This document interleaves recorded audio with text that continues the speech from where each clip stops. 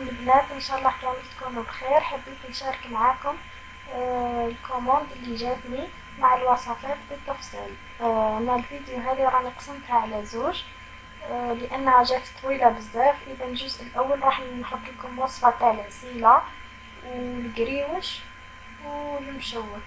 اذا تابعوا الفيديو ان شاء الله تعجبكم. وثاني خدمت مقروط الكوشة والصابلي، راح نحط لكم الروابط في صندوق الوصف لاني درت الوصفات بالتفصيل اول حاجة درتها خدمت العسيلة تاعي. انا نتبع وصفة ام وليد عجبتني بزاف، ولكن زدت لها شراب الجلوكوز وراح نفهمكم كيفاه. هنا عندنا زوج كيسان سكر. اذا الكيس الاول نحطوه في كسرونة الاولى ونزيدوله عصير نصف حبة قارص ونخليوه يولي كراميل.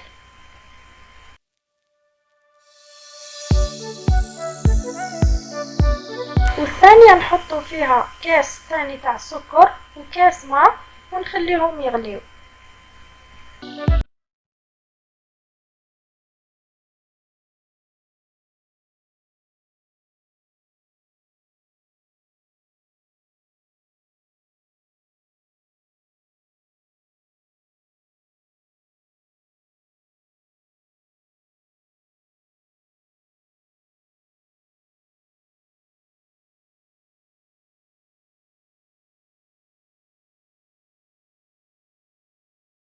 شوفوا هنا بعد ما ولا السكر كراميل انا ما بغيتش نخليه يتحرق بزاف، بغيت لا كولور هذه كلير، وكل وحده كيفاه، كل واحد كيما يحب يخليه. وصلوا على اللون اللي بغيتوه زيدوا نفرغوا الكسرونه الثانيه في الكسرونه الاولى. اذا نفرغوا السكر والماء نفرغوه على الكراميل هذاك ونحركوه. حذاري في هذه المرحله لا يطير عليكم الكراميل ولا السكر، راهو سخون بزاف.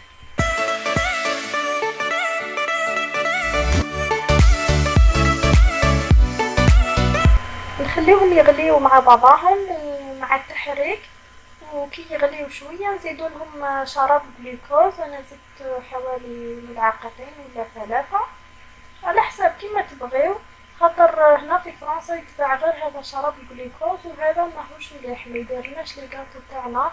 اذا لازمنا نخدمو العسيلة.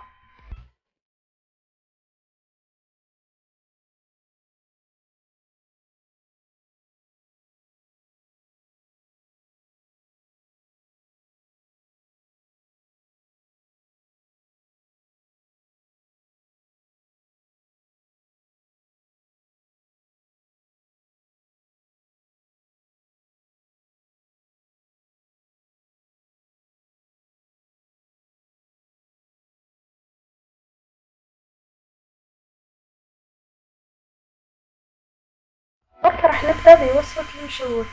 اذا هذه لي كوموندات كمية قليلة من كل نوع، 10 حبات من كل نوع. انتما اذا بغيتو كمية كبيرة ضاعفوا المقادير. هنا عندي 125 زبدة طرية، عندي ربع كأس سكر جلاس، ربع كأس كاوكاو محمص ومرحي، صفار بيضة، سكر فاني، خميرة تاع الكاطو، ونلم بالفارينة.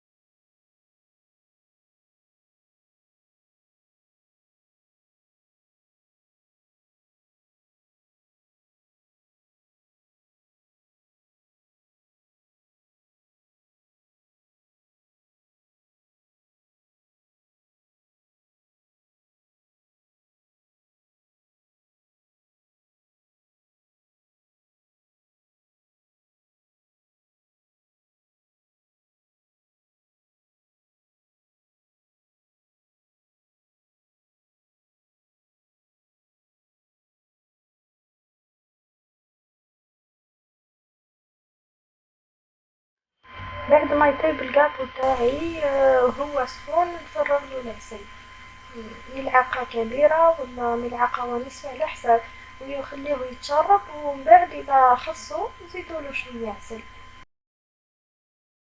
آخر وصفة في الجزء هذا راح نشاركها معاكم هي القريوش. عندي 4 كيلات فرينة، كيلة زبدة، كيما مولفين نقولكم الزبدة اللي راني نستعملها هي هذه اللي مكتوبة كويسون اي باتيسري، ما تخيروش تاع كويسون وحدها باسكو متجيش مع لي غاتو هادو. عندي ثاني ملعقة كبيرة خل، بيضة، خميرة الخبز، خميرة الحلوى ملعقة صغيرة تقريبا، ملح وما زهر، ونلم بالماء والما زهر. قلتلكم هذه لاكوموند صغيرة، يعني كل نوع فيها 10 حبات، إذا نستعمل كأس ولا فنجان صغير نقيس فيه.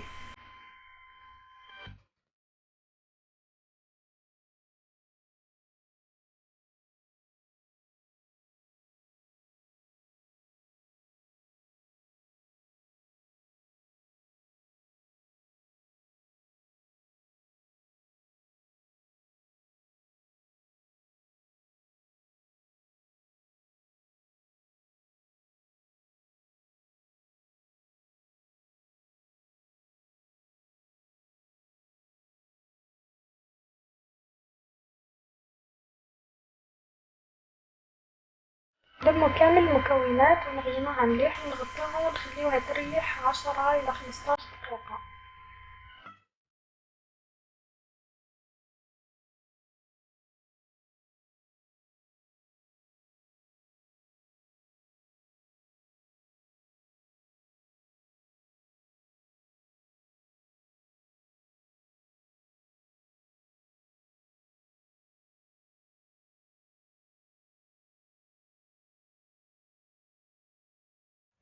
بعد ما ريحت العجينة نحلوها ونبداو نشكلوها. إذا أنا ما نحلهاش بلاطاغي تاع العجين، نحلها بالحلال هكا تجيني خير، ما تجيش رقيقة بزاف، وقطعت ان بابي كويسون باش يجيني كامل الشكل واحد، يعني يجيو كامل كيف كيف.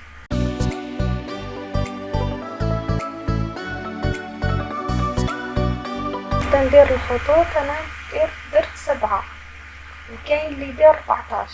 إذا الشكل هذا راح ندير 7 خطوط، وراح نقفل العجينة فرد مرة ونقلبها. إذا هنا طبقت العجينة تاعي على زوج وراح نقلبها. صورت لكم في مقاطع أخرى طبقتها على 4، يعني طبقوها زوج خطرات بالشكل هذاك اللي يخرج على حسب الشكل اللي بغيتوه. الناس سمحوا لي المقطع الثاني راهو تحدث لي كي قلت لكم نطبقوا حبة القريوش على 4 ونقلبوها، إذا تخرج لكم خطوط شوية متقاربة.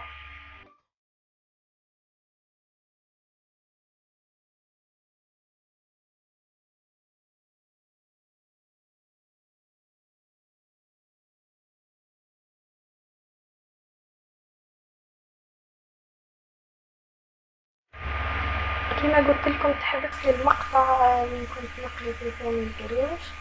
إذا نقليو الحبات تاعنا وبعد نبداو بالحبة الأولى اللي خدمناها، وهكذا والثانية والثالثة حتى نكملو كامل الحبات، وبعد ما نكملو نجيو نقدموه نغسلوه. أنا درتلو شوية جنجلان. إن شاء الله تكون عجبتكم الفيديو، وكما قلت لكم في الجزء الثاني راح نكمل ندير لكم الوصفات الأخرى تاع كورن دو غابات وتاع البقلاوة. إذا عجبتكم الفيديو ديروا لي جيم، ما تنساوش تقولوا لي في التعليق رأيكم. أيضا اللي ما اشتركوش في القناة نتمنى يشتركوا معنا في القناة، ونلتقي في فيديو أخرى إن شاء الله.